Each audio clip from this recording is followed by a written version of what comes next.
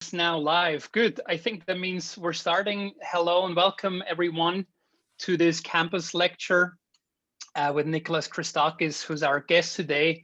Very happy to see you, Nicholas, and really looking forward to your talk. Let me do a quick introduction, and I'm going to underline here the word quick because one could make a very long introduction of you given all the wonderful achievements you've had in the past and continue to have. But just so that everybody's on the same page, you are an American sociologist and physician. You're currently at Yale. This morning in the largest Swiss newspaper, NZZ, you were also mentioned as a historian. I don't know if you qualify as one, but you're so many things. It's sometimes hard to keep track even for good journalists. You are the Sterling Professor of Social and Natural Science at Yale. You director the Human Nature Lab. You're also co-director of the Yale Institute of the Network Science. You're fellow of multiple boards and institutions, such as the Institute of Medicine of the National Academy of Sciences, the American Association for the Advancement of Science, and the American Academy of Arts and Sciences. You've been named multiple times one of the top global thinkers. You've been on the Time 100 and so forth and so forth. You've done fabulous work, which has also influenced myself. You're one of those people where you have multiple, actually dozens of papers that each would give a wonderful talk on their own. So I'm not sure how you're going to squeeze it all into 45 minutes, but I'm sure you'll manage well. You've also written 4 books. Death Foretold, which was your first book in 1999, then your second book, Connected. This is when I took note also, and I think many of us who are working with networks, the surprising power of our social networks. And then in 2019, you published another wonderful book, which is called Blueprints, The Evolutionary Origins of a Good Society. That's a wonderful book, and it didn't surprise me that it took you 10 years to write, but then it took you just another year, and in 2020, you wrote what I found so far one of the most intriguing books, which you may talk about today, I don't know yet, Apollo's Arrow, The Profound and Enduring Impact of Coronavirus on the Way We Live. So there's much more one could say about you, but as I said, I'm going to keep it short here because people are here for you. So Nicholas, the stage is yours. Welcome. Thank you very much, Marcel. Thank you so much, all of you, for having me. I wish I could be there in person, that we could all meet in person. And as Marcel said, I'm going to be speaking today about the coronavirus pandemic that we're all in the midst of, because we are actually experiencing a once-in-a-century event. Something very unusual is happening. This virus has leapt to our species, and it is now going to be with us forever. It's going to become endemic.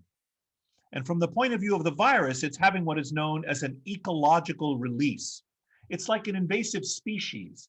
It's like if you had an island in the Pacific and we released rats onto that island, and that island and the rats overran the island, that would be an ecological release, so to speak, that the rats suddenly had this new opportunity. And that's our bodies provide that island to the virus, which is the rats. We have no natural immunity to this pathogen. It is just going to spread and spread and spread among the human population until we reach some kind of new equilibrium. But now, over a year into the epidemic, we know quite a bit about this pathogen. Actually, we knew quite a bit about it very early on with work that was being released by Chinese and other scientists back in January of 2020. Specifically, we know how deadly is this pathogen. Its infection fatality rate, the probability that you will die if you are infected, is between 0.5 and 0.8%. If you get symptoms from the disease, it's about double that, between 1 and 1.6%. Of course, as everyone knows now, this varies with age. If you're under 25, your risk of dying if you're infected are exceedingly small, 1 in 5,000 to 1 in 10,000. If you're middle-aged like me, it's about 1 in 100. And as you reach up above, 70 or 80, about 1 in 5 people who get infected with this pathogen might die. We also know how infectious is this pathogen, how communicable is it? And this is measured, as most people know now, by a quantity known as the R sub 0, the R naught. This is the basic reproduction number. This is the number of new cases you get for each existing case in a non-immune, normally interacting host population. It says something about the intrinsic capacity of the virus to spread from person to person. And this number is about 3 for this pathogen. Now that's pretty high. Each case gives 3 new cases. Ordinary influenza, that number might be about 1.5. It barely reproduces itself. Each case of influenza barely makes itself, plus another half a case. SARS-CoV-2, each case can make 3 new cases. The most infectious disease known is measles, and its R0 is 16 to 18 or so. It goes gangbusters. If you get a case of measles, it's very, very spreadable. And you can take those 2 quantities, how lethal is the germ and how infectious is the germ, the IFR and the R0, and plot them on a graph. And these 2 quantities, by the way, were approximated and available very early in the epidemic, going back over a year ago. We had a good sense of what these numbers were. Anyway, you can take those 2 numbers and plot them on a graph. On the x-axis, the lethality, and on the y-axis, the infectiousness. And you can look at like the past 100 years of respiratory pandemics. And up here in the upper right would be the 1918 influenza pandemic, which was the most deadly pandemic we'd had in the last 100 years. And down here in the lower left might be the 2009 H1N1 pandemic that most people don't remember because it was so mild. It just gave you the sniffles. In the middle would be the 1957 pandemic, which in the United States killed 110,000 people, which would be about 220,000 today if you account for population size. And right here in between the 57 and 1918 pandemic would be the COVID-19 pandemic that we're currently experiencing, the second worst respiratory pandemic in the last 100 years. And you could have, and many people did, perform this exercise over a year ago and forecast what was likely to happen to us. Now, this virus also had some other worrisome intrinsic features. It wasn't just how deadly it was or how infectious it was. And to be clear, I mean, killing about 1% of people it infects, that's a serious disease that gets the attention of infectious disease doctors. That's 10 times deadlier than the flu, but it's nowhere near as deadly as smallpox or cholera or bubonic plague, for example. But it's still deadly enough to be taken seriously. Anyway, in addition to the lethality of the pathogen and the infectiousness of the pathogen, this pathogen had some other intrinsic qualities that made it very difficult for us to confront. One was its capacity for asymptomatic transmission. For example, in smallpox, people manifest the disease, they get pustules on their body, and then and only then can they spread it to other people. But other diseases like HIV, like the virus that causes AIDS, or coronavirus, can spread from person to person, even when the infected individuals don't have symptoms. This made it very difficult for us to control the disease. And this is another intrinsic quality of the pathogen. In addition, the pathogen had this capacity for very protean manifestations. It was able to give a tremendous range of symptoms to individuals. And I can cultivate an intuition in you about this property of the pathogen by inviting you to consider 2 different populations. In population A, there are 1,000 people, 10 of them get sick with a virus and get seriously ill, and 1 of them dies. So an infection fatality rate of 10%. In population B, 1,000 people again, 10 of them get seriously ill and 1 of them dies, like before. But in addition, the pathogen gives 90 further people a mild version of the disease. So out of the 100 people infected, 1 of them dies, 1% infection fatality rate. If you look naively at those two populations, you might think, oh, in population B, only 1% of infected people die. Maybe that's a better world to be in. But the answer is no. Population B is clearly worse than population A. There's more disutility associated in total with the second population than with the first, because everything is the same between the two, 10 serious illnesses and 1 death. But in addition, in population B, you have 90 mild illnesses. And the existence of those 90 mild illnesses and the capacity of the virus to create such a variety of illness confuses people and makes it more difficult for us to manage the disease. Because people think, oh, most people who get this infection don't die. If this disease had a narrower range and killed the same number of people, I think we would have taken it more seriously. Finally, this disease has other capabilities, including things that Professor Salat has studied. Its intrinsic capacity for super spreading. It has a very high dispersion in the R naught. That is to say, you can imagine one population. Remember, we said the basic reproduction, the R naught was 3. We could imagine one population of 100 people. Each person within that population can spread the disease to 3 other people. So the R naught for that population is 3. Or a second population of 100 people, one person can spread it to 300 other people and 99 people to nobody. Once again, the average spreadability, the R naught, is about 3 in both of those populations. But now imagine that in those 2 populations, one person migrates to a new location. In this population here, where you have very high variance in the R naught, the migration of one person to someone else 99 out of 100 times doesn't keep the epidemic going. But in this first population over here, every single time with very low variance in the R naught, low super spreading capacity, everyone has the capacity to infect 3 other people, one person migrating very reliably keeps the epidemic going. This variation across individuals in the capacity to spread the germ also causes problems in terms of control of the epidemic. Now, I began tracking this pandemic back in January of 2020, partly because I had a long-standing collaboration with some Chinese scientists to use phone data to study social networks and to study how the structure of human interactions might be affected by things like building a high-speed rail line, or might be affected by an earthquake. For example, if an earthquake struck a population, how did that reshape how people interacted with each other? How did that reshape their social networks, using phone data? And so when the pandemic struck, we had the idea of using phone data to track the movement of people throughout China. And we had data on 11 million people who were transiting through Wuhan in China in the relevant period in January of 2020. And we could track those people as they spread out throughout China. And we were able to show that just using mobility data alone allowed us to predict the timing, location, and intensity of the epidemic throughout the rest of the country through the end of February. And we did other things too. We also began to look at gatherings in the United States, for example, political rallies, and how did they play a role in the pandemic. And we began to initiate work in COVID in the developing world.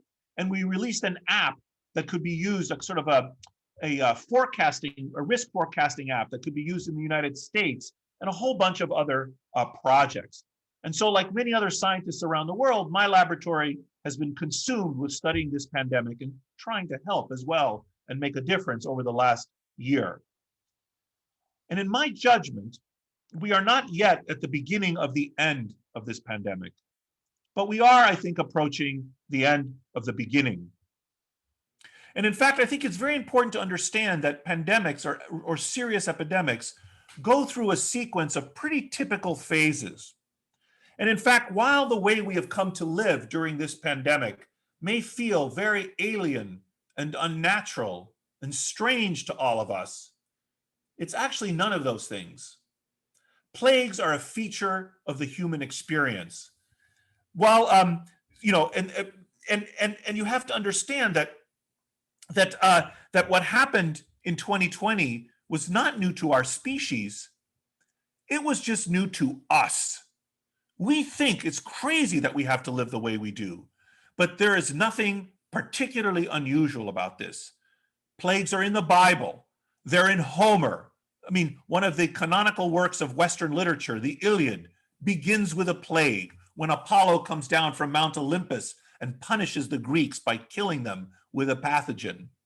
They're also in Shakespeare and in Cervantes and in countless other works of literature. But we forget about this and we are shocked.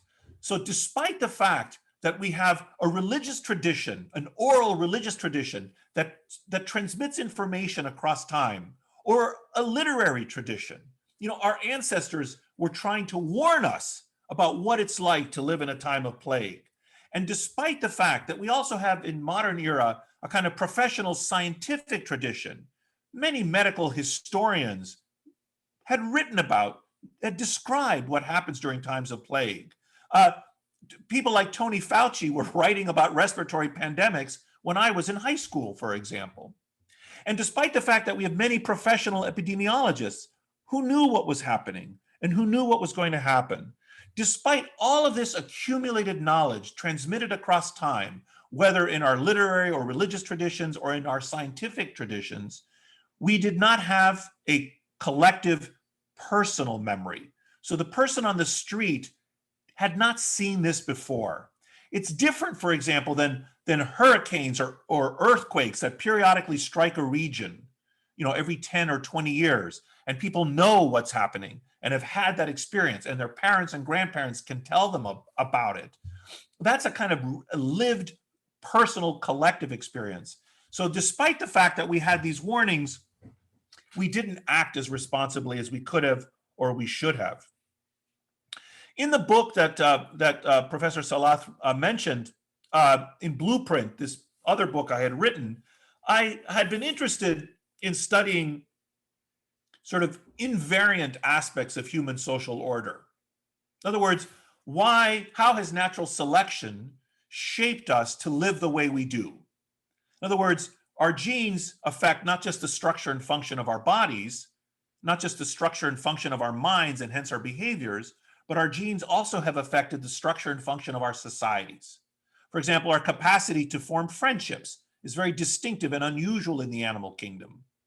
Or our capacity to cooperate with unrelated individuals is very unusual in the animal kingdom. And natural selection has endowed us with these capacities, and they tend to be relatively invariant. So in Blueprint, I had studied these aspects about how social order is relatively constant in our species across time and space. But in Apollo 0, I explored their great variability during times of plague. And in fact, in some ways, what's happening is that the great force of a deadly germ is meeting the enduring reality of our evolved social nature.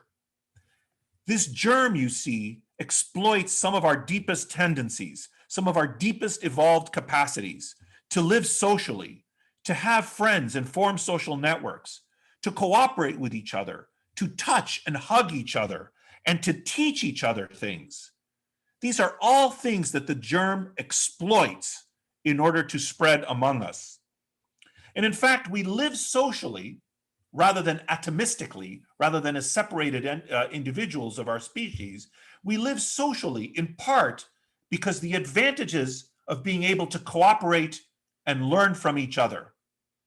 In other words, our natural selection has shaped us to come and live with each other so I can copy you and I can learn from you. That's very efficient. Social learning, where I learn from others, is very efficient compared to independent learning, when I have to learn from the environment on my own. And we live socially to be able to cooperate with each other, to form groups, for example, to kill large prey, or to transmit information across time. All of these things are reasons that we live socially. And, to teach each other things, for example. But if you think about it in a very real way, the spread of germs is the price we pay for the spread of information. We come together in order to achieve certain benefits, but in coming together, we expose ourselves to the risk of contagious pathogens. But equally, it is the case that conversely, it is the spread of ideas that will allow us to combat this pathogen. In a way, it's ironic that we must band together to live apart, and we have to cooperate at a distance. And we must, and we are, sharing information across time and space, information we inherited from our ancestors, information that as we're generating right now, for example, scientists collaborating around the world, we're sharing this information. We are using our evolved capacity for teaching and cooperation and social networks to spread useful information to fight the virus.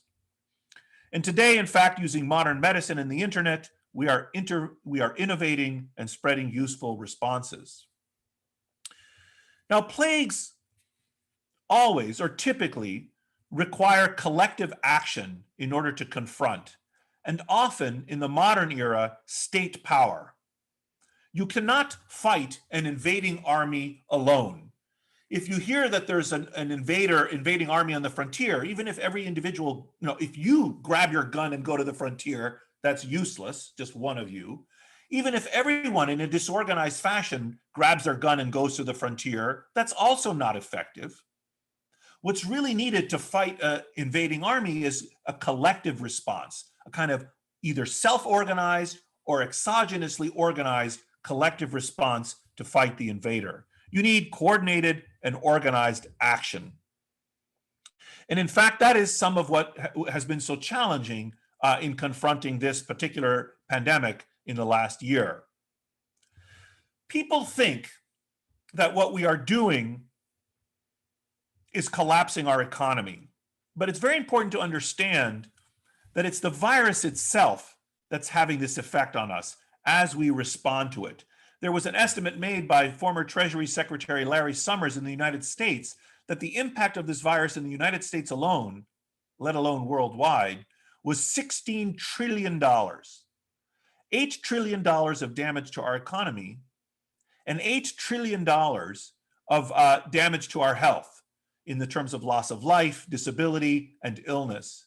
In fact, from the moment this virus was loose in the United States and manifesting community spread, it was a calamity of unprecedented proportions that had afflicted our country and analogously other countries around the world.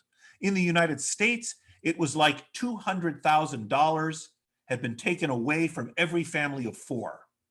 An enormous destruction of wealth in our country, in addition to imposition of death in our country for this reason.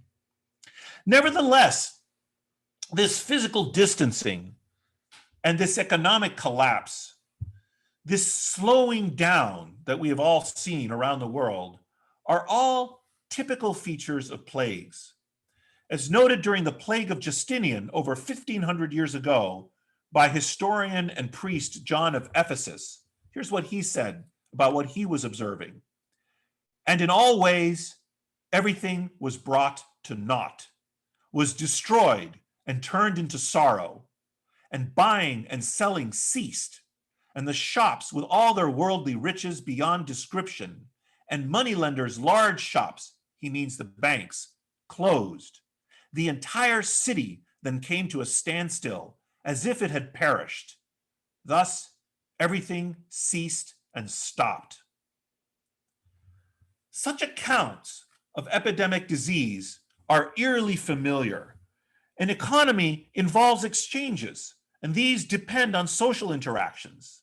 It's hard to have an economy or a functioning society if people are unable to interact. But a crucial further observation about John of Ephesus's observations regarding the plague of Justinian 1,500 years ago is that the economy collapsed then, and there was no state actor imposing any rules or regulations. There was no state that was closing schools or ordering businesses to close. They collapsed anyway because of the natural response of human beings to the manifest appearance of a deadly contagion spreading in the streets. There are many other things that we are seeing in the 21st century in our super wealthy, hyper-modern world that are nevertheless evocative of the responses of human beings to plagues for thousands of years. For example, fear and lies and denial are companions to plagues and have been seen forever. In fact, denial is such a constant feature of the epidemics for the last few thousand years that we might even think of denial as an essential aspect of the epidemic. In other words, we could even add social and psychological features, if we wanted to the definition of an epidemic. What is a serious epidemic? It's not just one that kills people. It's one in which people lie to each other and deny what is happening. And it's not just leaders that lie because they find it politically inconvenient to believe that what is happening. The person on the street doesn't want to believe it. So all of us were complicit in a kind of self-delusion as this epidemic was bearing down on us, and even as it has continued to affect us. In fact, if you think of a germ and you can model it mathematically, as my lab and Professor Salat's lab and many other labs do, as you can model how a pathogen spreads in a social network from person to person to person to person, you can imagine that right behind it follow lies, that misinformation is a parallel contagion spreading within the epidemic. So you can imagine, for example, what we call dueling contagions, where you have a biological contagion spreading through the network and a social or informational contagion spreading through the network. And each can affect the other in potentially beneficial or worrisome ways. In fact, if you think of plague as one of the four horsemen of the apocalypse, then you can think that this horseman has a squire, and that squire is mendacity, is lies, following right behind the horseman. Plagues are also a time of blame. It is typical during times of plague to blame others. In medieval times, anti-Semitism spiked. The Jews were blamed for bringing on the plague in the 14th century. Or in Italy, Spaniards were blamed. And in Spain, Italians were blamed. During the HIV pandemic, of course, homosexuals were blamed, or people from Haiti were blamed, or IV drug users were blamed.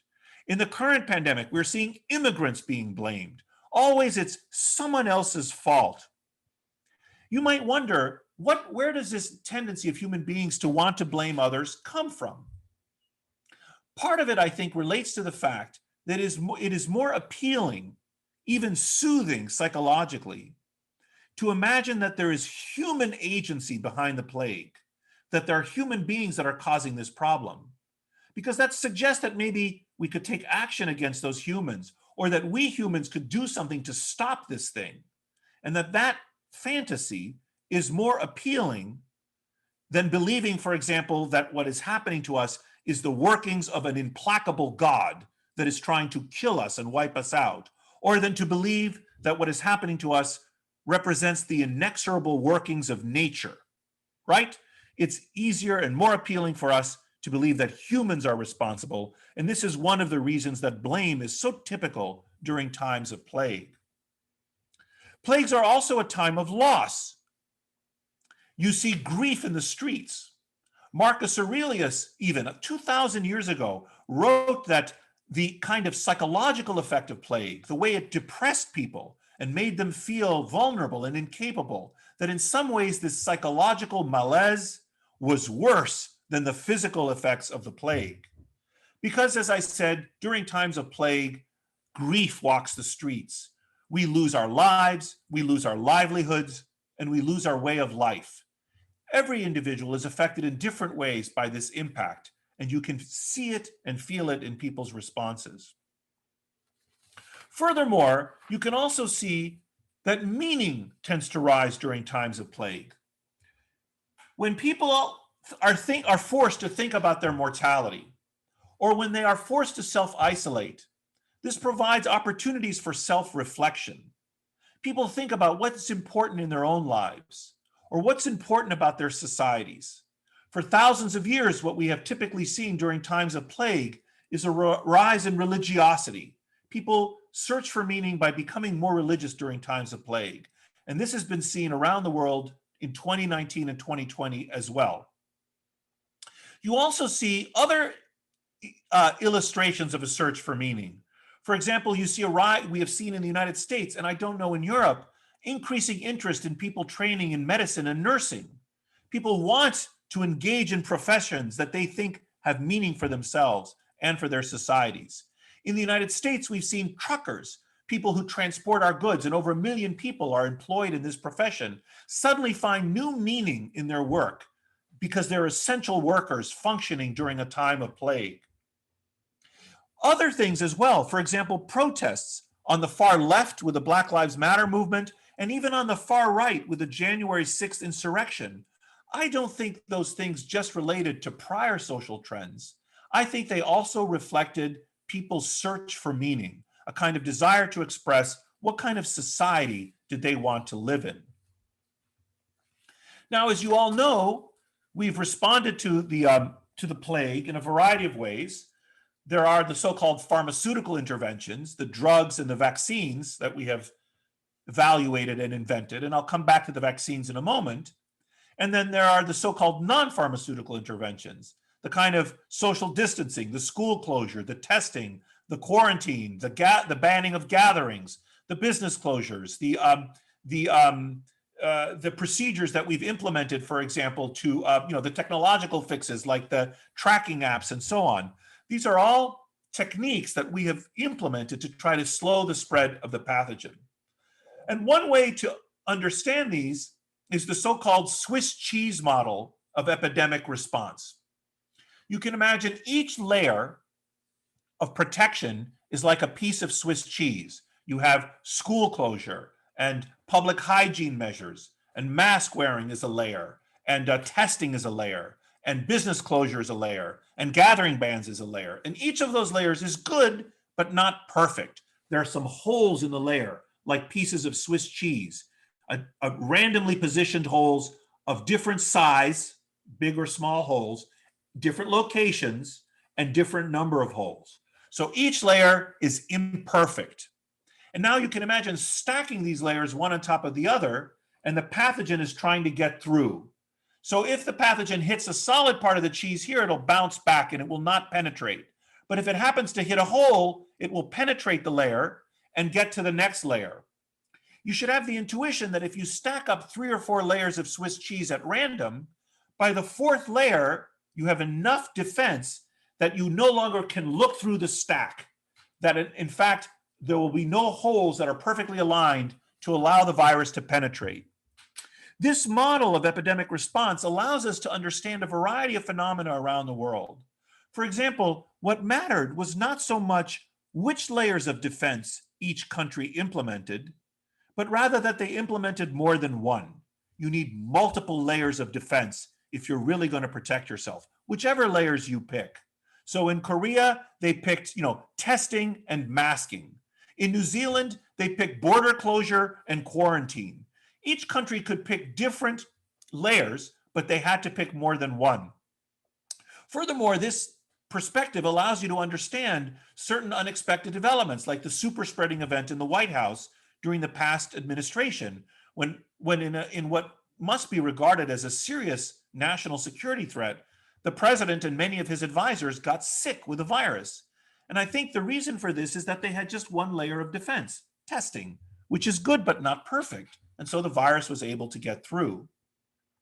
Furthermore, this layer, this perspective, this Swiss cheese model also helps understand why vaccination alone is not going to provide an immediate exit from the pandemic, because the vaccines are phenomenal, but they're not perfect, right? They have small holes and few holes in the layer of Swiss cheese, but there are some holes.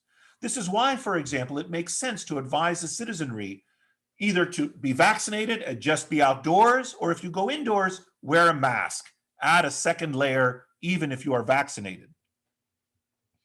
Now, I'd like to close with my remaining time with a sketch of what I think is likely to happen as the epidemic continues to unfold, because as I said earlier, I don't think we are at the beginning of the end of the impact of this pandemic worldwide, but we are approaching the end of the first phase, and I'd like to spell that out a little bit.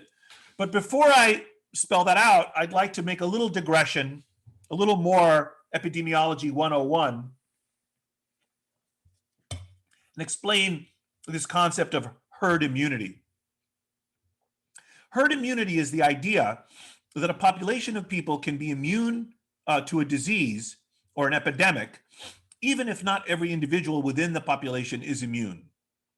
And so, for example, if you vaccinate 96% of the population against measles, and one of the 4% unvaccinated people somehow gets a case of measles, you don't get an outbreak because there's no one for them to spread it to. Most of the people that they interact with are immunized with a vaccine. That 96% number is the herd immunity threshold for measles. And you should have the intuition that the more spreadable the disease is, the higher that percentage. So, and this can be calculated using a standard formula, which is that you take the R0, the basic reproduction number, and you go R0 minus 1 divided by R0, gives the herd immunity threshold subject to certain assumptions. So for example, for SARS-CoV-2, that number is 3. 3 minus 1 divided by 3 means that the herd immunity threshold is 67% for this pathogen. That means 67% of the people must acquire immunity either through vaccination or natural exposure before we finally get to the point where we no longer have epidemic growth of the virus. Now, it turns out that because of certain things having to do with human social network interactions, and specifically the fact that people vary in how many connections they have, you have to revise that number downward. So it's not 67%, it's closer to 50%. Furthermore, it's important to understand that even when you reach herd immunity, you haven't eradicated the pathogen. The virus is still there, it's still killing people. It's just that its epidemic force has now been dulled. So that's what herd immunity means. This idea that when you get to a critical amount of people being immunized, then the virus sort of settles in and has a low, typically baseline background rate of fatality. Okay, so with that background, let me sketch out what I think is likely to happen based on a study of the history of respiratory epidemics and other sorts of pandemics going back for thousands of years. I think you can think of epidemics as having three phases. The first phase is the immediate phase. And I think we're going to be in that phase with this pandemic till the end of 2021, the beginning of 2022. That's the biological and epidemiological phase of the virus, as the virus sweeps over us, as it has this ecological release that we discussed earlier.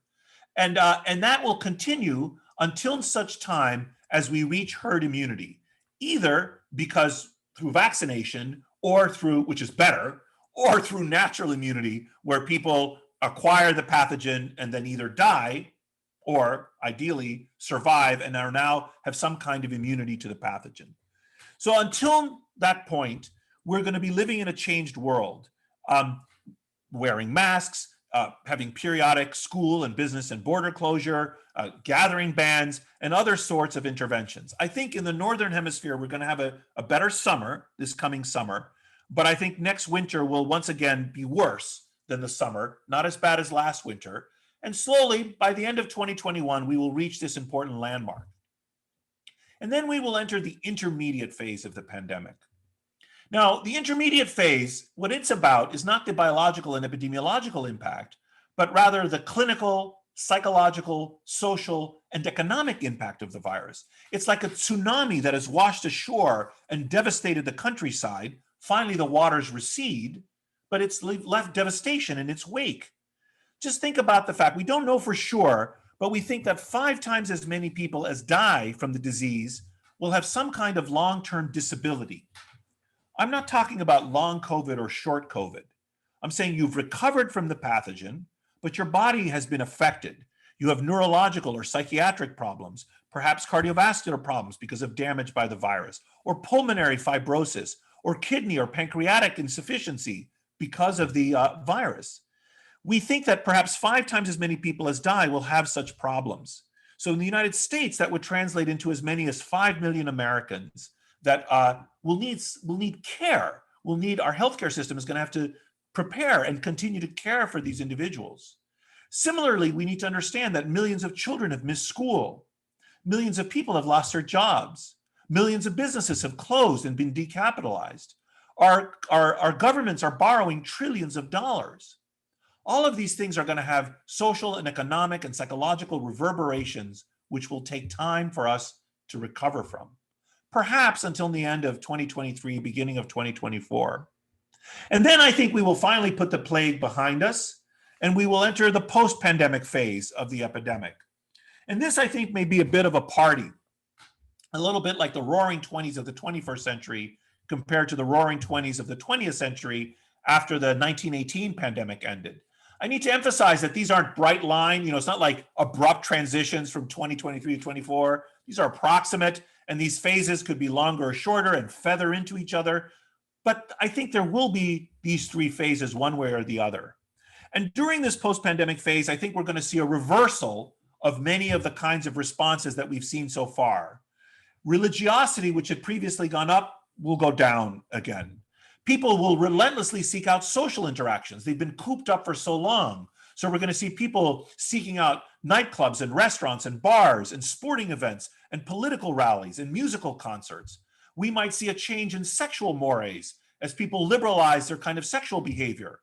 My sister always asks me to emphasize when I make that comment that this applies only to unmarried couples, not to married couples as well. We might also see some kind of economic activity, a kind of economic boom. During times of plague, people have for thousands of years saved their money. Why? Well, because people get more abstemious during plagues. They're worried. They conserve their resources in case they need them. And unsurprisingly, we're seeing this in the United States and around the world today. People are saving their money, or the economy collapses and there's nowhere for them to spend their money. Either way, when the plague finally ends, this will reverse and people will spend their money and there'll be an economic boom. We'll see a kind of efflorescence of the arts. We'll see a kind of boom in entrepreneurship, I imagine. And all of these things combined will work, I think, to give us a kind of post-pandemic period of some import. It's also important to understand that respiratory pandemics come in waves. They typically come in seasonal waves once a year in the winter. Those waves have been a bit modified by our behavior with the current pandemic, but nevertheless, we've seen waves. We are likely to see, despite the high prevalence of vaccination, a rise in the cases this coming winter compared to the summer, and the waves tamp down in amplitude with time, typically. So usually subsequent waves are lower and lower, and they come in annual waves for a number of years. That's very typical. And this relates to a host of factors, including the fact that there's typically an unvaccinated or non-immunized rump group of people, and the change in behaviors that are seasonal. Usually these get better with time, but not always. The second wave in the 1918 pandemic was worse than the first wave for various interesting reasons we can talk about in the QA if you want. And there's some indication, more than some I would say, that the subsequent waves of the coronavirus pandemic have been worse for us than the initial waves, again, in part related to our behavioral response. Another thing that's very typical about epidemics, especially respiratory pandemics, is that there's tremendous geographic variation from place to place, both between countries and within countries. For example, in the 1957 influenza pandemic, the second worst respiratory pandemic we've had in the last 100 years, the attack rate in Chile was 30 times the attack rate in Egypt. Tremendous variation from place to place. And this variation has a lot to do with a host of factors. For example, the latitude of the country, the weather conditions might play a role.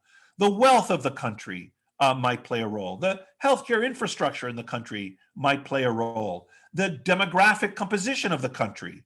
For example, the median age in many countries in Africa right now, for example, Nigeria, is about 17. The median age in Italy is 47. We should not be surprised if Italy is harder hit, given the age by mortality curve in this pathogen. We should not be surprised that Italy is harder hit than Nigeria. Or the demographic arrangements in the country might vary. For example, in Italy and in Greece, there are intergenerational households, grandparents, children, and grandchildren living together under one roof. Whereas in Sweden and in Scandinavian countries, this is less common. This will also play a role. So all of these things, the wealth of the country, the weather of the country, the latitude of the country, the household arrangements and demography play a role in the geographic variation. But only half of the variation is explainable by such factors. The other half of the variation is stochastic. We don't have an explanation for it. It's just chance. And this is also going to be seen across, as I said, across countries and within countries. For example, in the 1957 pandemic, the state of Louisiana in the southern part of the United States was much harder hit than certain other states in the country. The reason this is important is that it is important not to either give credit to or unduly blame politicians and nations for variation without first exploring if there's a causal relationship between their actions that they took and the outcomes that they experienced. Now, vaccines have been an astonishing feature of this plague. I think we are the first generation of humans alive that have been able in real time to invent a specific countermeasure to help change the course of the pandemic we are experiencing. In medieval times, of course, they thought that they had effective tools. Like they would have these recipes that if you took snakes and minced up the snake and onions and minced up the onions and made a paste of snake and onion and smeared it on your body, this would, repel the bubonic plague. Of course, it didn't work, but we could and have developed these wonderful vaccines, and we've done it in record time in a way that can change the course of the epidemic. And this is playing a role, I think, in reducing the impact. It's clear, or it's likely, that we're going to have booster shots on the horizon, either because of the emergence of new variants of concern or because of potential waning immunity, although the indications of this are still small at this point. These new variants are concerning. They have many of them have higher R0s. For example, the B117 variant has an R0 of about 4 that drives up the herd immunity threshold, that increases the number of people that we have to immunize before we get to herd immunity. And there's evidence that some of them are more deadly, which, as I said, is atypical, maybe 30% more deadly. The most worrisome thing that could happen to us would be the emergence of vaccine-evading strains of the virus. To date, we have seen no evidence of this. We've seen some evidence that in some people, the new variants reduce the efficacy of the vaccine, but not eliminate it. We are very lucky that this is the case. But this geographic variation and this existence of the vaccine provide support for the belief that the rich nations of the world need to vaccinate the whole world. It's not just a moral obligation, in my view. We should not engage in some kind of, vaccine hegemony where we keep the vaccine to ourselves and don't vaccinate the world. We have a moral obligation, I think. It's not just in our economic interests. We need the world economy to stand up. We need trading partners.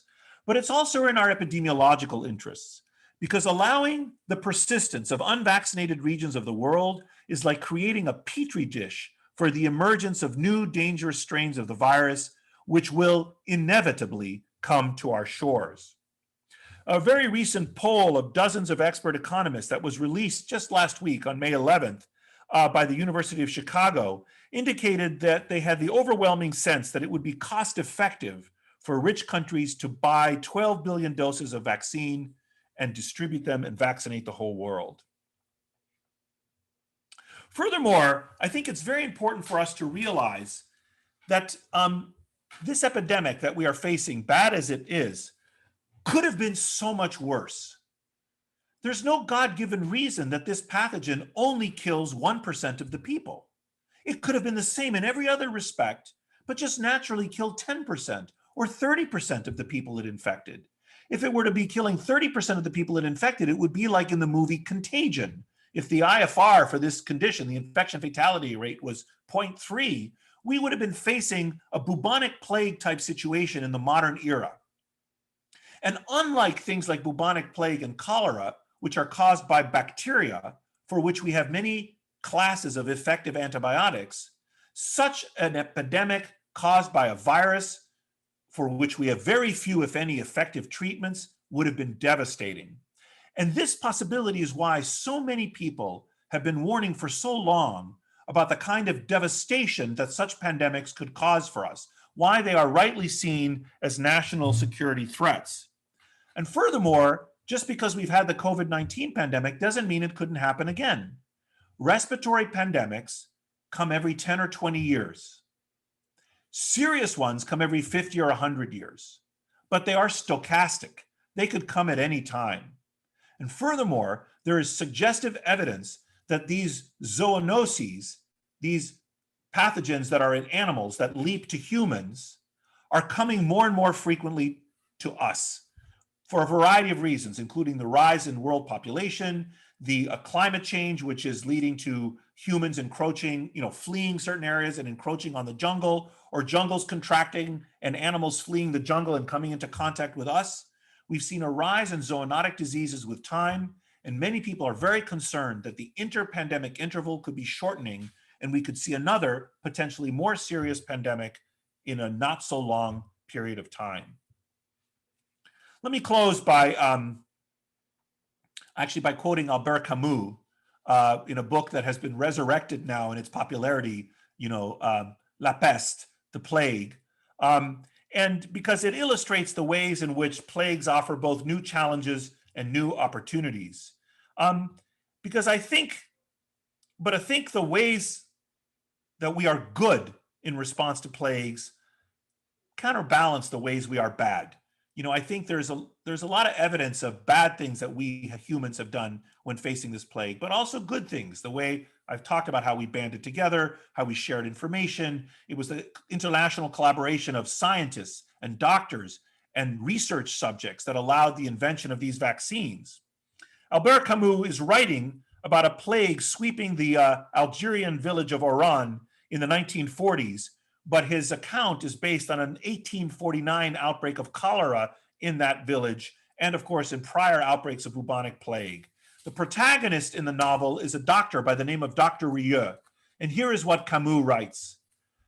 Dr. Rieux resolved to compile this chronicle so that some memorial of the injustice and outrage done them might endure, and to state quite simply what we learn in time of pestilence, that there are more things to admire in men and women than to despise. And that's exactly how I feel generally about our species. There are more things to admire in us than to despise. Thank you very much. Well, thank you, Nicholas, for this great talk. This, as promised, was an extremely interesting and, how should I say, multi-domain talk, also reflecting your many experiences. So before we get started, I want to let the audience know that, as always, in a Zoom webinar, they can put the questions in the Q&A, and we'll deal with them there on a case-by-case basis. I want to get started here by reflecting a little bit on networks. I mean, you've done, I think almost everybody knows, you've done groundbreaking work in this domain. In infectious diseases, but notably also in non-communicable diseases, and showing how that relates. So, I mean, if you now reflect on what just happened in the past 15 months, which was essentially a network phenomenon and continues to be a network phenomenon for all the reasons you mentioned, right? The spread of misinformation, vaccine hesitancy, and so on. What do you think? Did we learn in the last 10 years from this amazing body of literature about networks that we could or have, and that there's a big question mark there, put to use in this pandemic or the next, for that matter? I think there were three categories of things. Ideas that network science contributed that were useful and were used. Ideas that network science contributed that would have been useful had they been used, and ideas that network science contributed that were too theoretical to be of use at all. So in the first category, I would put work, for example, that looked at modeling, using network methods to model the global spread of the pathogen, to provide accurate forecasts of where things would strike. So there are a number of models now that take into account the human mobility within countries and across countries. Where do jet planes originate from and fly to? And if you know where outbreaks begin, you can forecast where they're going to strike. The global spread of epidemics is always occurred. Bubonic plague spread worldwide. The 1890 so-called Russian flu is tracked from Moscow to New York over 70 days. Using rail lines and boat lines. You don't need jets to spread around the world. But nevertheless, I think these tools have provided us with tremendous forecasting capabilities. And of course, some of the things your lab has done as well. The ability that you could use these contact tracing apps, for instance, to provide very precise forecast. Maybe that should be in the second category. In other words, a category of ideas from network science that were very useful, but weren't applied as fully as they could have been to benefit us. So maybe we should put some of those apps in that category, although there was that recent paper in Nature about the NHS contact tracing app that they estimated prevented hundreds of thousands of cases. About 28% of the British population downloaded this app. And the scientists studying this thought that they had reduced the case count by 300,000 to 600,000 and the number of deaths. They saved several thousand lives by citizens willingly downloading this privacy protecting app. And there are other ideas in that category as well. For example, this notion of vaccine immunization. This is probably, I mean, it's a topic you and I love. I don't know how much the audience will love this particular topic, but it's a very cool idea, which is that if you go into a population and you pick people and then you ask them to nominate their friends, if you gave the vaccine to their friends instead of to the original people, this would be better and a better immunization strategy than vaccinating people randomly. And this has to do with some intrinsic properties of social networks, something, for example, known as the friendship paradox, which is that your friends have more friends than you do, which is itself quite interesting, and I could explain that. I don't know if I should go on that digression on a digression, but anyway, it's an intrinsic property of networks that your friends have more friends than you do. So if you could pick people at random and have them nominate their friends would be more popular and therefore better targets of vaccination to reduce the spread of the virus. And there's a lot of theoretical justification for this and a lot of interest in doing this amongst sort of network geeks like me. But it turned out for various reasons, this was not actually an effective strategy for coronavirus, given certain properties of the virus, specifically the fact that it had such a steep gradient in mortality with age that it wound up being more efficient to just vaccinate the elderly anyway, and also given the capacity for asymptomatic spread. Anyway, so the deep understanding of the role of network structure in the spread of pathogens has provided us with some tools we used, some tools that were effective, some tools we could have used even more that were effective, but we didn't use as much as we wanted, and some ideas and tools that actually weren't deployed, even though they might have been beneficial. Did I answer your question? It was kind of a meandering answer. No, sure. Well, it's also a huge field, right? But yes. No, these are great reflections. Okay, so now one thing that struck me in your talk is I think you mentioned it was estimated that the cost in the US was 16 trillion. Did I get that right? 16 trillion. Okay, so right. So I mean, so I have a slightly broader question here, right? I mean, if you now say, no, something like this happens to us every 100 years, and we have good reasons to believe, as you mentioned, right, that this is actually more frequent, and the cost of that, right, then the amount of money one would need to invest to make this worthwhile, right, would be hundreds of billions each year, and it would still be worthwhile, right, to try and prevent that. And yet, if we look at the situation, and you painted the even broader picture, right, in a historical context, we seem to not be able to do that, right?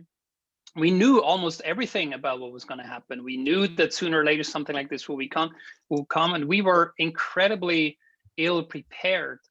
So to put it in the words of someone who posted this question, I think the same question on the chat is, why do you think that the lessons from history are devalued? And that can be both. I mean, you make a good point in terms of we tend to forget if it's really generations ago, but I think one could take this even in a shorter time frame, right? Why didn't we learn from all the things that happened in the past few decades? Why were we so terribly? Because they didn't happen to us, right? They didn't happen to us in the last 50 years. They happened to our ancestors, and our ancestors tried to warn us. They passed down a religious tradition. Many of my Jewish friends said that in the Passover Seder of 2020, after years of talking about plagues and escaping plagues, finally it had a different meaning to them, that experience, and people like me and you, I had been teaching about the 1918 pandemic for 20 or 30 years, showing the declining mortality in the United States, and that big spike, that famous graph where you had this big spike in 1918. So I was aware of this, and that helped prepare me for what happened now. But even for me, it was abstract, right? It wasn't something I had actually experienced. So I think there's a difference between, for example, in Europe, your grandparents that actually saw warfare. My father was in Athens when the Nazis invaded Athens. He has a different understanding of countries fighting wars with each other than the average American citizen. An average American citizen has, unless they've immigrated or they've been a soldier, really has no sense of what this is. So the European sensibility about warfare, which is in living memory, is different than the American sensibility in many ways. And this is why I analogize to hurricanes, right? If a hurricane comes every 10 years, when there's a warning about the next one, people know, they've had that experience themselves. So I think this is the difference between sort of collective memory that is is like abstract or like just collective versus collective personal memory, which is, I think, why people have tended to ignore it. Now, if another respiratory pandemic strikes us within the next 30 years, I think we'll be better prepared, we'll respond better. And I also think this mRNA vaccine platform is revolutionary. And I think governments will be able to say, look, we have good evidence. Here's the evidence that a serious pandemic has started. Here are the steps we need to take that are very inconvenient in terms of locking down and so on for 6 months. But by then, we're going to have a vaccine, which we're going to roll out very reliably. And that's how we're going to cope with it. So I think that's a possible exit strategy for future pandemics that may become more normal. Or we might get lucky. You know, we might not have another one for 100 years, and our descendants will be equally flummoxed, you know, when they are stricken by some serious problem. Yeah. So another question that strikes me as quite interesting. Let me say one other thing. You know, yeah, the inability of people to accept an imminent disaster is almost a feature of human beings. You know, look at how our response to climate change. You know, it's like people have been warning us for a very long time. We know about it. It's playing out over a much longer time horizon, of course, in the pandemic, where we have shorter feedback loops. Scientists say X is going to happen, X happens. Oh, I see what the scientists said. That's like, you know, a shorter horizon with a pandemic than with climate change. But there are many similarities actually in this collective threat. Or my favorite example is the people that were buried in Pompeii. I mean, what were all those people thinking, right? I mean, the volcano's exploding for days. Many fled, but many did not, right? And you know, it's very human actually not to flee when danger is approaching, as well as to flee. Yeah. So that's interesting, because that's a good segue into the next question, which is, now it seems like as humans, right, we have really a hard time with things that are non-intuitive, and unfortunately, almost everything relating to large crises is unintuitive. Either, as you mentioned, right, it's climate change, which happens on timescales we're just not so used to really thinking, or as is the case when a network is involved, we're often talking about exponential processes, which also we have an incredibly hard time, right? So are we kind of lacking even a sort of philosophy of networks? I mean, right, our society, at least here in the West, is very much built on individualism, right? And back in the day when something happened, as you said, right, we could also just turn to religion and say, oh, you know, we angered the gods. Now we're this highly scientific or rational, supposedly rational society. So we know that's not true anymore. So it's just on us, it's individuals, but that poses a certain problem, doesn't it? Because now I sort of have to take responsibility for the others. I mean, I'm also sort of responsible for spreading a virus, and that seems to be something that's hard for individuals to accept. But we live in a network society, and I think you show it all the time. Are we lacking a philosophy? And if so, right, what could we do with institutions, right, to counter that? I think, Marcel, I think there are like 3 or 4 questions buried there. Let me pick up just 2 of them. Sorry. That's okay, just 2 of them. One has to do with your mentioning exponential growth. And I think that is in fact very difficult for humans to appreciate what exponential growth is. And that is also one of the reasons, in fairness to our leaders, many of whom were utterly incompetent, including the White House in the United States. Just to be clear, I mean, I think once the virus arrived in the United States, America was going to lose 100, 200, 300,000 people, but it had been acted better. We could have, you know, greatly constrained the number of deaths. And I think we as a nation responded completely incompetently. And much of that blame lays at the feet of the White House, where we can rightly expect good leadership, and didn't have it. Now other countries, of course, also were incompetent, and some were competent. There was variation in leadership. But in fairness to the leaders, it's very difficult to go out into the public and say, you know, like Cassandra, you know, a disaster is approaching. You know, we've gone from 4 to 8 to 16 to 32 to 64 to 128 cases. They're doubling every week. And you can, because we're on the long flat part of the curve before it inflects and has its, steep upward rise with exponential growth. Because you go out and you say, look, we are on an exponential curve, and people look around them and they don't see any problems, right? For months, you're on the flat part of the curve and you're trying to warn people, but that warning is inconsistent with their own experience, you see? So you have to engage in public education. You have to explain to people, I know it doesn't seem like anything is happening. And I can see why you feel that way, because in fact, it doesn't look like anything's happening, but actually something is happening. And let me show you what is going to continue to happen, right? It's kind of remedial, 10th grade mathematics for the whole country. Frankly, also for our leaders. Many leaders, also refuse to believe this. So part of what you say is that our brains are not wired for to appreciate certain kinds of nonlinear mathematics. You might well be right. Although there's increasingly cool evidence you probably know about intrinsic geometries. It was just a paper last week on blind people people who are born congenitally blind have a similar understanding of geometry as people who are sighted, which suggests the kind of mathematical grammar that's intrinsic to us, a geometric grammar, which itself is fascinating. Anyway, so that's part of it. The other part is you mentioned networks. On the one hand, we evolved to live in networks and to make networks of a particular kind. But on the other hand, the networks that we make have grown to a size that we did not evolve to cope with. And you are rightly asking whether we need different sorts of institutions to help us be better aware of the impact of networks upon us and of us upon networks. This is the individual responsibility part that you mentioned. When I don't mask myself in an ancestral band of human beings, the impact of my non-masking was limited to 30 people. But in the modern nation state, my selfish actions of not getting vaccinated, for example, or not masking, can have pretty significant effects on the broader population.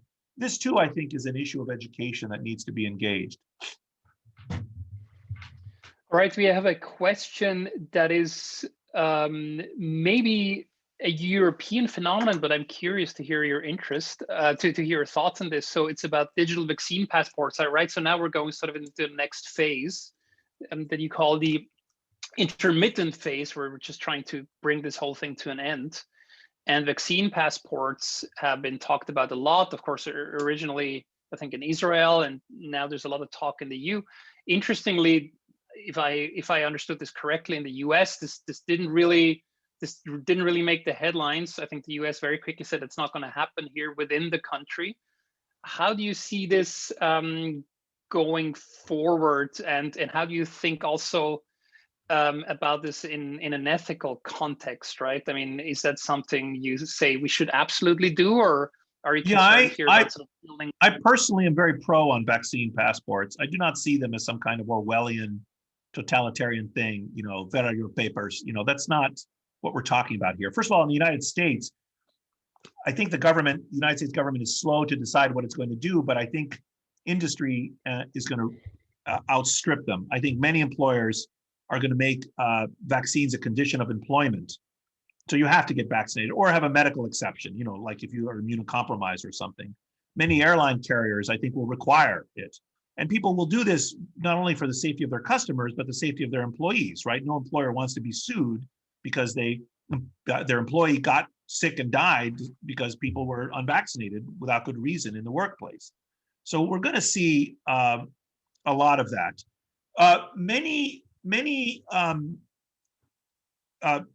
situations in the United States already mandate vaccination. You enrolling your children in school, you have to be vaccinated. Yeah. I'm sure it's the same in Europe, and it has been that way for decades. I did not know it was not that way. In the United States, you can file for a religious exemption or a medical exemption. I think the religious and so-called personal belief exemptions are too lenient. I don't think we should allow for religious exemptions for vaccination personally. But we do. And I can understand how in an open democracy, we might make compromises and accommodations to other people. But you have to be vaccinated to enroll your kids in school. And for example, I have to be, as a doctor, I have to be proved that I'm vaccinated or have a negative TB test annually with hepatitis and influenza and so on if I'm going to continue to practice medicine. And the United States requires proof of vaccination for immigrants. There's like 30 different vaccines you have to have, or 20 different vaccines if you want to immigrate to the United States. So, and finally, there's a well understood legal provisions for requiring vaccination, because you have the right to determine what happens to your own body, but you do not have the right to spread disease to other people. For example, the state can quarantine you against your will. They can, basically restrict your movements if you're spreading a disease. And they can analogously require vaccination. So I think for a host of economic and policy reasons, we're going to see a rise in vaccine certificates. And finally, many international travelers or people working in war zones or people that have been to developing countries, I still have my little yellow WHO card. I had to prove I had yellow fever vaccination and tetanus. When you cross international, and polio when you cross international borders. This was, this is a standard still in going to many countries. You have to show that you have a vaccination. So I think that we're likely to see this, and I think it is going to be important in terms of the speed with which we can emerge from the pandemic. And I'm not against them. I think it's totally fine. All right. Slightly more political question. So you speak about these three phases, right? So in the end, we're in the end phase or the new phase, and then we're at the end of the beginning, not the beginning of the end. Yes, exactly. But 2023, come 23, 24, right? You're saying, okay, there's going to be lots of parties and so on. Good times. Can one also take the alternative view? Also a bit triggered by an audience member who said, since you cited Camus, right, who also viewed the rise of National Socialism as a plague, speaking of plagues. So do you think there's also the possibility that some of those dynamics are actually not at all going into a positive direction, and that as a consequence, there could be severe negative social developments that will occur in the coming years? I think the political so first of all, this pathogen is not sufficiently deadly to lead to a complete collapse of social order. We are seeing, the highest ever purchases of guns in the United States ever recorded took place during this plague. Americans sadly arm themselves. I know in Switzerland there's a lot of private ownership of guns, but you have a completely different culture around it and completely different regulatory regime around. In our country, it's sort of a free-for-all in terms of gun ownership, and the murder rate is enormously high, and the suicide rate from guns.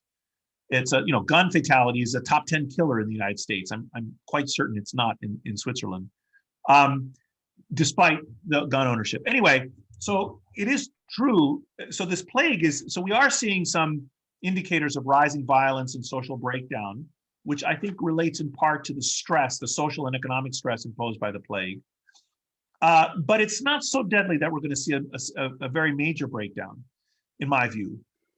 And I think the vaccine is going to help. But I think the political implications are still hard to forecast along the lines that you asked, or the questioner asked.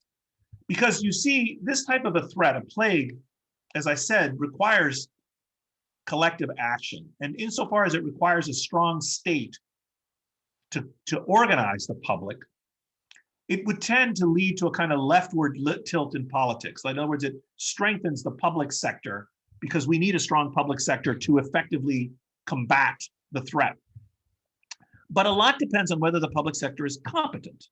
And that's still unclear.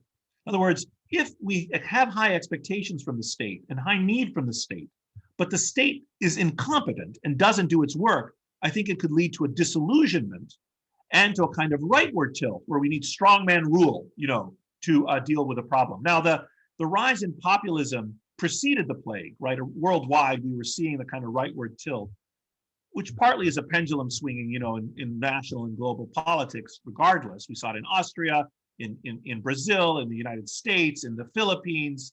There were many in Hungary, right? There were many rightward tilts to the politics even before the plague. And this, happens with politics. Whether the plague accentuates that, I think, is hard to predict. It depends a lot on on how much damage the plague actually does cause, as I mentioned, and whether or not the state is seen as effective in dealing with it. Plagues have for thousands of years been a trigger for major social changes. For example, many have argued that the bubonic plague in Europe in the medieval time set the stage for the rise of capitalism, prompted the Reformation, accelerated the developments in science. Why? Well, because they argued that the manifest inability of politicians, priests, and doctors to stop the plague, people could see. Their rulers couldn't stop it. Their priests couldn't stop it. The doctors couldn't stop it. These delegitimated previously existing sources of authority and prompted whole new political, economic, and social and scientific regimes. And I think that there's some truth to that argument. Whether we see that today, I think is less likely, because serious though this pandemic is, it's not the bubonic plague, right? It's not, it's not smallpox or cholera. It's just not. Yeah.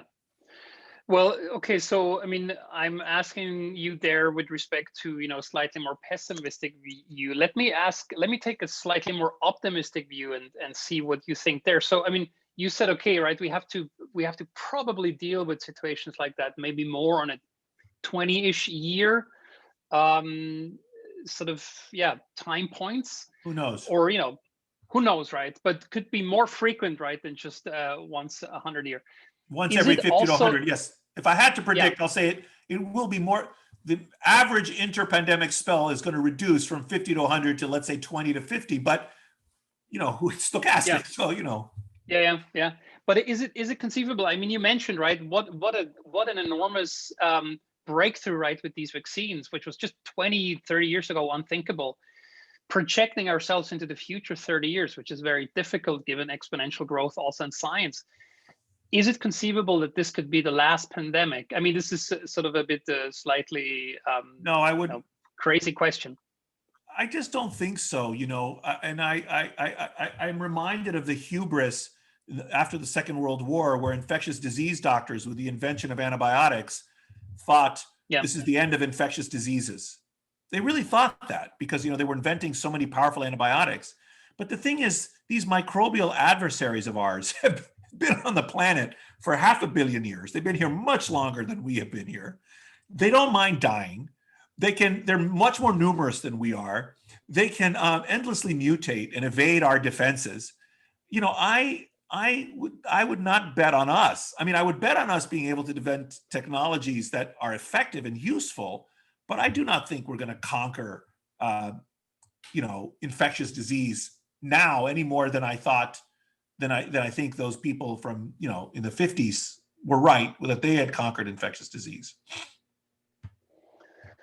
There's a few questions around your thoughts regarding the appearance of, I mean, these are very biological questions, but I'll let you take them anyways. The appearance of, on the one hand, variants, how that can be reduced. And as you mentioned, right, we're in this mess basically because this overlap between our world and the natural world, certainly, jungles and things like that, is getting stronger and stronger.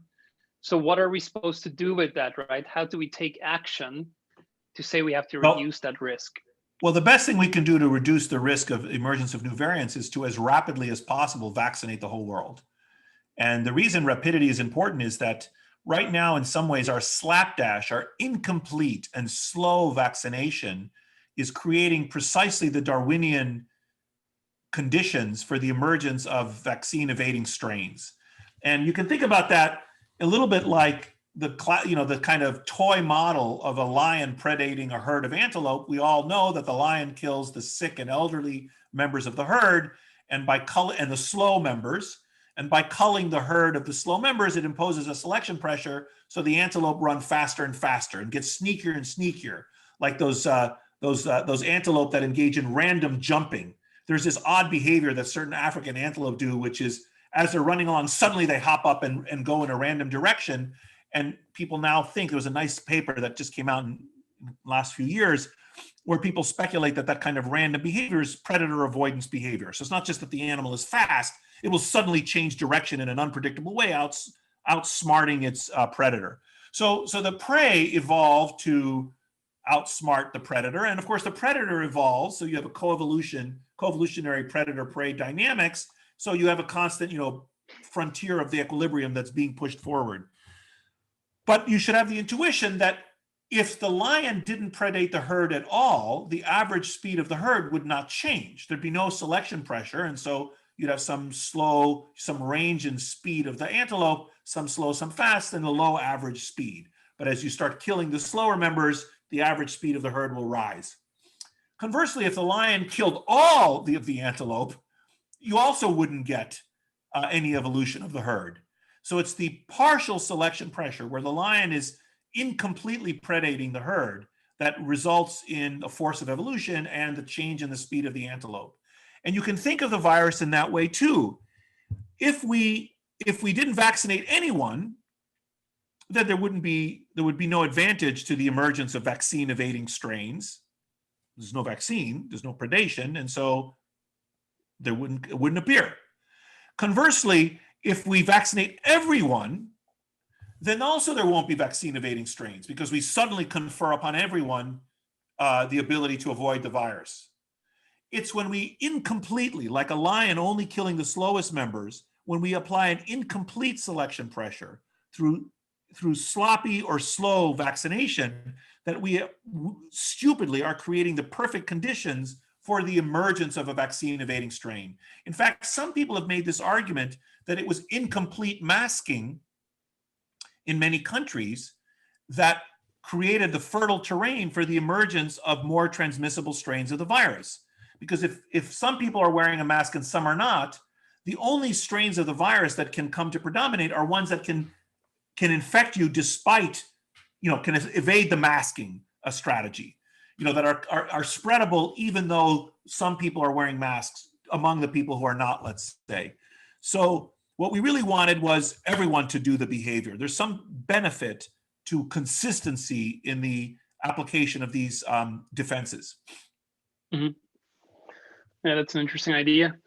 Let's briefly talk a bit about the social conversation right around this pandemic.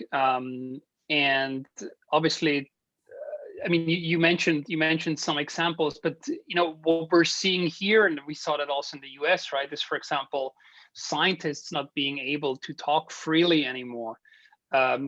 Great science communicators who now only leave the house with security and bodyguards. The inability now, let's say, for example, also mentioned in a question here by an attendee, to have an open discussion about, say, the questions of a lab leak, without trying to sort of cause a political storm. How do we navigate this territory? Especially also as scientists. No, I just think we need to do better, honestly. I think we need free and open communication. I mean, I'm a strong advocate for free and open expression. And, if you don't like what someone's saying, prove it. Argue against them. Use facts, logic, and reason, and show that they're wrong. If someone says, I think there's a lab leak is a good theory. Okay, what's your evidence for that? Here's my evidence. Here's why I disagree with you. Win the battle of ideas. You can't, the right approach is not to silence your opponent or to force them to hide and require an armed guard like Tony Fauci. This is ridiculous. That's not good for science, and it's certainly not good for a free society.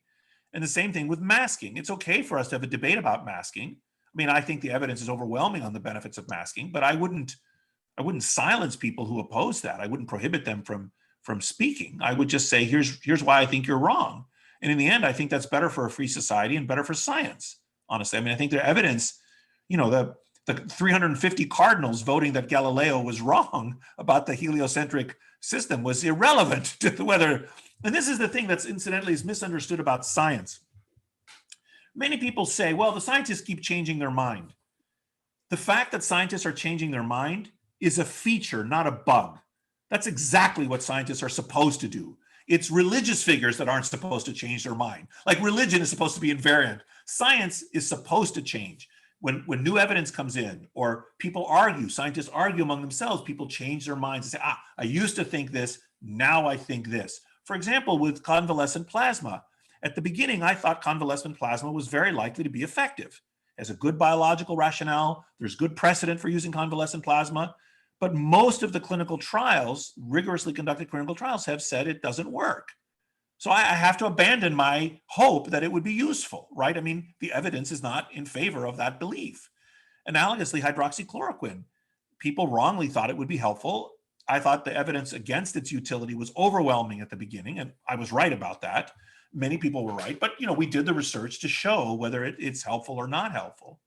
So I think, first of all, it is the fact that scientists change their mind is a feature, not a bug of science. That's one point. And I had a second point I wanted to make about this with respect to science, but I forgot what it was.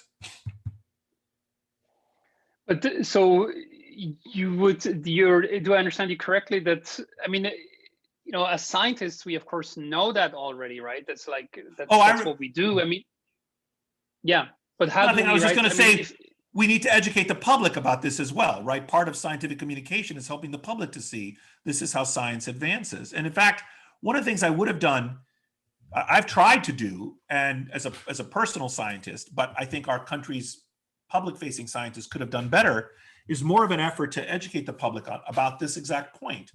And for example, when they speak, to say, here's what I believe, here's the evidence for my belief, here's why I believe it, and here's my degree of confidence in that belief. And then a month later, if you change your mind, you say, I told you that. Now I'm going to tell you something different. Here's why I've changed my mind. Here's the new evidence. And here's my updated confidence in my belief. I think that kind of communication actually increases public confidence, doesn't decrease it.